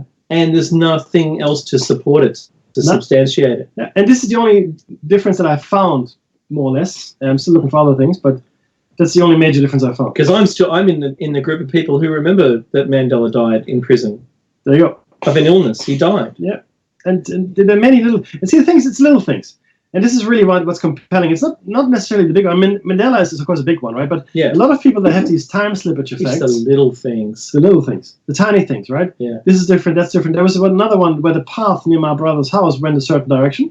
Yeah, right. I remember you telling me this. Yeah, and my wife agrees with me, went a different direction. My brother goes, no, it's always been like this. Always been like that. Yeah, always been like this, never been like anyway. It was a distinct curve. Yeah. It went. I guess Yeah, right. we're talking about. I guess they're pavers, like like Yeah. uneven pavers that go a certain direction through a garden. Yeah, right. Now it's straight. I remember it straight, and then it would curve to the left. And my wife goes, yeah, that's right. And then my brother goes, no, it's always been like that. So Wow. yeah, no, the other little things as well. I mean, these And are- I think they're the kinds of things that would change more readily. Yeah. Because they're fringy things, it doesn't really matter. Yeah. But if you remember it and it's no longer like that, wait a minute. Yeah. That's why I urge everybody to read Keith Vollmer's book. Is it CERN? Well, maybe it's CERN in a way that we now actually more actively remember it. It's more apparent to us. I think these slippages have always happened. Oh, wow. Okay. I think CERN might have accelerated it, and I think CERN might be causing it to collide. So we always have slipped, right? But we were always separate. I think what CERN has done, and I could be completely off my rocker here, I think CERN is bringing realities together in a very dangerous, I think, fashion. So I think what CERN has done, I'm just adding to this. Yeah, sure. And I'm not opposing you because I don't know. We don't know. We don't know. So I'm throwing an idea out. Maybe CERN has invited the experimentation of time travel. Yes. Now that they've got it. Yep. Because they're going to build a bigger one. For what? Right? Do you know who provides the IT infrastructure for CERN? Oh, don't. Go on. No. Huawei. Yeah, right. No, I'm telling you. Wow, that's something else. I laugh because I'm surprised. Now, if you had any nation on the planet with the ability to go and change time, change events, you wouldn't stop Hitler because you wouldn't end up with what we've got now. Bingo. It would change now too radically. You could change little things here and there that could possibly benefit you today, but accidentally change something here. Oh, that went in the wrong direction. But the thing is, if Everett is right, so Yeah. let's say for argument's sake, so forget traveling in like sideways into another dimension. I understand. Let's talk about traveling back in time. So in Everett's theory, if it's true, the many worlds theory, if you travel back in time, there is no paradox because there is actually. You're actually not creating anything new. Let me explain the logic. So at any point, there's an infinity of worlds that are split off by each atom at any point in time. So with any possible outcome, you would simply travel into a world where whatever you do is what happened. That's right. You know what I mean? Yeah. So but it's not your world. It's a different world. It's just another one. It's another one. That's And I'm there now. bingo. That was a massive logical problem with Back to the Future, the movies, right? I know, causality is terrible. It was- Grandfather, father, son paradox. It was because he should never have been able to go back to his time. Yeah, that's right. Back in never. That's right. So, interestingly enough, though, the Keith Vollmer book postulates that we slip between these things all the time. Because think of it as a book, but a book with really, really, really, really thin pieces of paper in it. Like in the I used to have one of those, read your own adventures. yes, but They're very- changed all yeah. the time. There you go. And there's an infinite number of pages, but because the pages that are so close together are so much like so within a million worlds, let's say, a million pages, the only difference is like a grain of sand. Right. Turn this way, or an electron spinning this way instead of that. Yeah, right. Okay. Right? Yeah. That's the difference. Yeah, so we're right. slipping between those all the time. So sometimes this is actually the explanation for sometimes deja vu, as well as or misplacing something. Let's say I know I put my keys there, but they're not there. Yeah. But all of a sudden they are there. Right? Did you slip back and forward between a time when it was there and wasn't there? Quite possible. What of the lady who woke up and she wasn't married in that relationship Yeah. anymore. Yeah. Yeah, that's another slip. That's a big one, right? Yeah, yeah, right. And what they found is, But you work at the same place, but you're now not in that office. You work down the hall. Yeah. Now, apparently, emotional and physical trauma in the book again. I'm talking about the fictional book. Yeah, right. It causes bigger jumps and bigger gaps. So if you've got a physical or emotional trauma, you're more likely to travel further in the dimensional spectrum. Is that a pineal gland thing? And Are yes. we able to Yes. look if it's your own emotion, your own turmoil Yep. that causes those jumps? Yep. Then you're doing it. Yep. Like as you yourself are doing it. Yep. That means if only we knew how to create that situation amongst ourselves. Stage left enters quantum computing. Yes. So That's everything at once. so this is the thing, right? Uh-huh. Right now, the limitations of quantum computing are how many qubits you can get into line. How many quantum bits can you actually put into series before they enter the macro world? Yeah, Because right. you only get the quantum effects, While it's quantum. boom. But the right. more you put the bigger it gets, and it gets into the macro world. So yeah, right. I'm sure they can figure it So out. when I perform that experiment, when I shoot a full size piano to a double slit, Yeah, it'd probably be a different effect to another one. But it shouldn't be. it should But it not is. be. But it is. And So as long as no one's watching it, Boom. But that's a good question. So, but the thing is because at some point, whatever that you point just have to is, travel very fast. yeah, the quantum realm becomes our macro. Let's call it macro. So the quantum becomes the macro. But what that borderline is, or where it sits, I have no idea. And what are the and why? In fact, why would they, is that because you've got so many, and I think mind comes into it. There's so many conscious minds now involved into observing reality all the time that everything just clicks into place because it's never not. That's right. And I keep putting it back to being a video, right? It's only rendering what is being seen, but there's so many people looking at everything you can't change the render. Well, Right? There's nothing to change. Yeah, that's a good concept. but see, I'm not a nihilist or a solipsist, but the question then becomes is how much of reality actually exists outside of me? Do you know what I mean? Mm-hmm. How much of reality is actually independently in existence of me?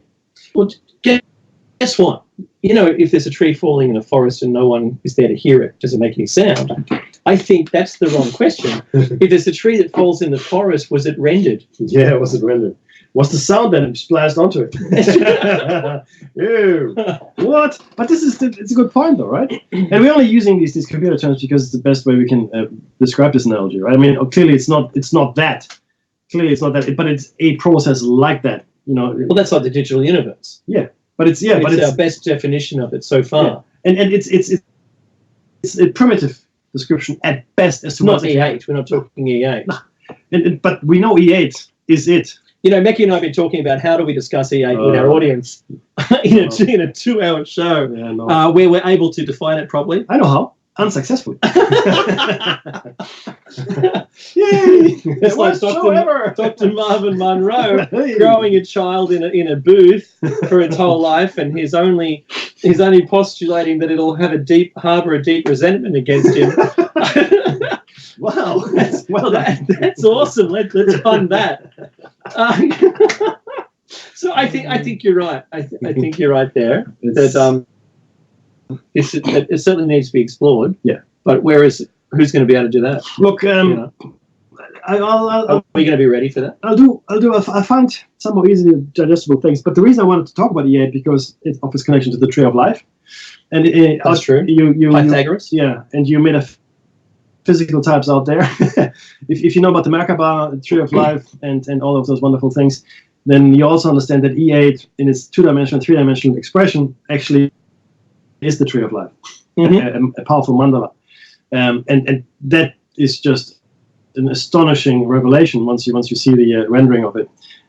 If you're not across it, if you're not across it, don't worry too much about it. We will try to put it into a show. I don't know how successfully we can communicate this though, because this is very metaphysical. Right? By word only, it's quite tough. It's tough. Video, easy. Video, it's easily accomplished. But Maybe. I mean, there are some videos. I'm not very good with GIFs and all that stuff. Like, that's not my It's not my gift. Like, I think we can draw some things and present them in such a way that if someone was to happen to look at our YouTube, they would. Yes, correct. Sort of like the double slit. You know, that makes sense when you look at it. Yeah.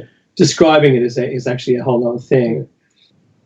Oh, another shout out. What's that? At a conference, I recently met some people. I started talking about the radio show, whatever, and I go, I like it. I want to see it. So, because this is a person that listens to, what's this guy? He's a former MMA fighter.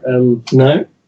Oh, yeah, he had Tesla on. I was a fighter. Yes. Anyway, this guy, he listened to him, and I said, we talk about this, and he goes, oh, that's great. So, Damien, Marky Mark, this shout out is for you. Thank you for subscribing. He's subscribed right there and then. Oh, awesome. Yeah, I know, right? So, thanks, Damien. Murdoch. No, your name is out in the ether web. It's in there. So, you can't deny. But yeah, so look, there are people that are interested in this subject matter. More and more people are interested in this. More and more people are interested in this, and it's heartening to see that. And we lost a lot of research in the last few years. It's a shame, but I'm glad to report that people have a very strong interest in the subject matter. You see it in the programming. You know the shows that we just discussed. That when I say programming, I'm talking about TV programming. That content is coming through strong, and not in a way that is like Project Blue Book, for example, right? That's right. It is not taking the mickey at all. No. Right? X-Files was a bit tongue-in-cheek. It's quite the opposite, in fact. They're attempting to tell you that it's real without saying it's real. Yeah. But they drag you, the viewer, through that side of the event, which is actually pretty good because, you know, I'm waiting to see. I don't think they'll get to the Japan Airlines guy with the stadium-sized UFO, but at least they're tackling the older stuff. And if only one of those events is real, then it's real. Yeah, but we do know there's something. Yeah. Something is going on. We're not saying it's this, that, the other, but in fact, it might be a collection of phenomena. A collection. I don't think it's just the one thing. And I think this is where the old rule of divide and conquer comes in. So you focus the attention of a group on that, another group on that. So within the conspiracy circles, there are people that have pet conspiracies, you know, like Bigfoot and UFO, Atlantis, JFK, whatever. Wait a minute. You got to keep them separated. You got to keep them. Boom. Yes, that's the thing, right? This is the kicker. And it just doesn't work the way. And I hope that over the last 8 years, 377 shows, that's 78 right. shows Today, 78 shows, 870, 300. We have been able to show the connection between virtually everything. That was one thing that Lloyd Pye said. He said the UFO people won't talk to the Bigfoot people, for crying out loud. Because he came from the Bigfoot people. That's right. So Lloyd Pye had a really he was interested in the phenomenon of Sasquatch, Yeti, Bigfoot, the whole hidden cryptozoology thing, but as far as the anthropoids, that's right. Were concerned. So that was his. And that's hominids, exactly. That was his thing, right? His bag, and that's how he first came into possession of the skull. Again, unfortunately named Starchild skull. He was very unhappy with that name. Yes, but that's how he got, because someone gave it to him. Oh, this is really weird. I found this in a box in my garage. And you like Bigfoot and Yeti, so why don't you take it? Have a look at that, right? And I will repeat this: the Starchild skull is not someone who's suffering from hydroencephalia. It's not, because it's mostly enamel. It's not bone. That's right. And it has fibers running through it, which can be cut with a diamond saw. It's a thing, right? It's a thing. Yeah. It's a lot lighter than our skull, but a lot stronger. Oh, wow, stronger. And those fibers really do it. And so does the estrogen, which is what you find in your tooth. And your teeth are just bone with estrogen, which makes enamel. Yep. And the skull was made of that. It was made of that. Now, there's no known disorder that I know of that causes it in humans, right? I just don't. Yeah. I'm not saying it doesn't exist. I've seen a child that resembled it, but I'm sure... I'm working with a guy that resembles the skull. However, they don't exhibit any other qualities. Interestingly enough, the person that resembles the skull the most, especially the rendered version of what the face superimposed, actually is suffering from birth defects. Wow. Which is what you would expect if you had hybrid DNAs. Yeah, that's right. Do you know what I mean? Yeah. So they're fighting for dominance. Yeah. So you might have normal children through generations, but then once in a while it just catches up with you, right? Anyway, I think we're getting close the music's going to start any second. So I'm just going to shout out to Jer Bear and his team. I can see him there. Jer Bear's ready to go with his round table. join into the roundtable, call in and be part of radio. You know, Mickey and I did Oh yeah. 8 years ago. Well, Dave did more than I did, and then he dragged me along. Yeah, and you know what? It's been a great. We're enjoying ourselves, and thanks to Nighthawk for the platform. We look forward to show number 379 next week, which will be hopefully Giants Part 12.